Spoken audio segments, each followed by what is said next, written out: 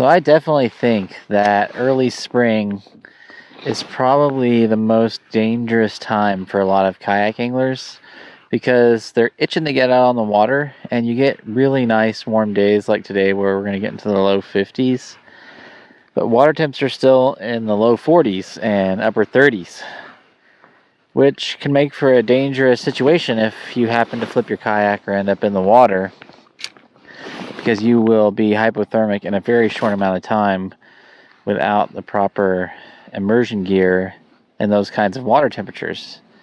And I think people really push those boundaries in the spring, just because they've been cooped up all winter and they're just itching to get out on the water and enjoy some time fishing, but they're really not dressing appropriately for these types of fishing conditions.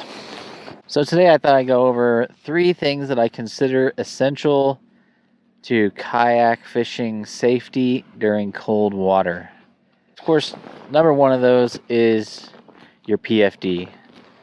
So PFDs keep you afloat because hypothermia is going to be the least of your worries if you're drowning.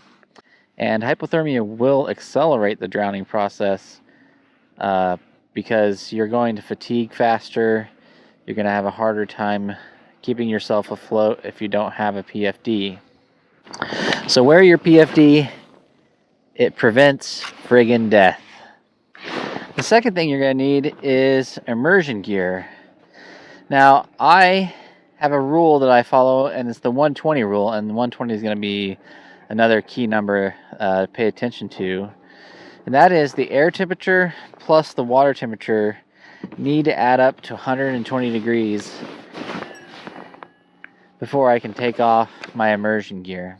That's just an easy general rule to follow. That way I know when I can leave the dry suit at home and when I can go out just shorts and sandals and not feel too worried about water temps. Now, the immersion gear I have on today is a level 6 Emperor dry suit. So this is a full body dry suit, waterproof socks, and latex neck and wrist gaskets. So if I go in the water, I'm going to come out bone dry. I don't have to worry about any water getting into my suit. And that does 2 things for me. First is when human beings fall in really cold water and you get a sudden exposure of cold water all over your body, it causes a gasping reflex. And if your head is underwater when that happens, it can accelerate the drowning process, or at least cause you to panic because you're going to get water in your lungs and you're going to be busy expelling that from your lungs, that water. So by wearing a dry suit, it really prevents that from actually happening. So besides protecting me from that gasp reflex, immersion gear also, and primarily, keeps you dry. So if you fall in the water, you're going to be completely dry. When you get wet without immersion gear, it accelerates the removal of heat from your body and you become hypothermic much faster.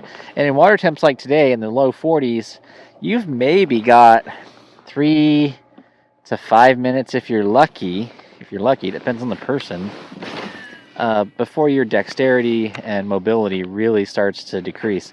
In fact, in most situations when it's below 50 degree water temp, I tell people that you want to be able to get back into your kayak in 120 seconds. So you want to practice self-rescue in your kayak. That is flipping your kayak over and getting back into it in under 120 seconds. So that's the other 120 rule for me. So practice doing self-rescue during the summertime when it's more convenient and comfortable, but definitely do it with your dry suit on too, or your immersion gear.